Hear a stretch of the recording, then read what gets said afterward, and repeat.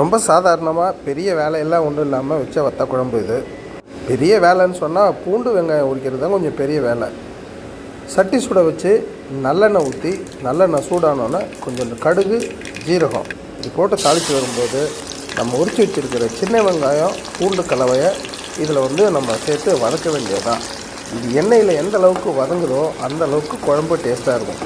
இது வதங்கி வர பருவத்தில் 2 பழுத்த தக்காளி அதையும் இதை மாதிரி கட் பண்ணி சேர்த்தாச்சு. தக்காளி இப்போ கரையணும். அதுக்கு அடுத்தது உப்பு சேர்த்துட்டு அதை நல்லா அப்படி கிளறி விட்டோன்னா அடுத்த ஒரு 5 நிமிஷத்தில் தக்காளி எல்லாம் நல்லா வதங்கி கரைஞ்சி ஒன்று சேர்ந்துடும். இந்த பருவத்தில் நம்ம வத்த குழம்புக்கான மசாலா சேர்க்க வேண்டியதான். பெரிய விஷயம்லாம் இல்லை. கொஞ்சோண்டு மஞ்சப்பொடி சேர்த்து வழக்கம் போல் ஆரம்பிக்கிறது தான்.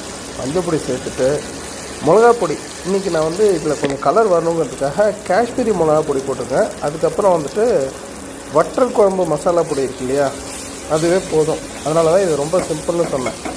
ஒரு 3 ஸ்பூன் வத்த குழம்பு பொடி சேர்த்துட்டு கிளறி விட்டுட்டு தேவையான அளவுக்கு தண்ணி ஊற்றணும். அதுக்கு முன்னாடி ஒரு எலுமிச்சம் அளவுக்கு நான் புளி கரைச்சி வச்சுருந்தேன். அதையும் இதில் சேர்த்துட்டு அது போக 2வது வாட்டியும் புளி தண்ணியை கரைச்சி ஊற்றியாச்சு.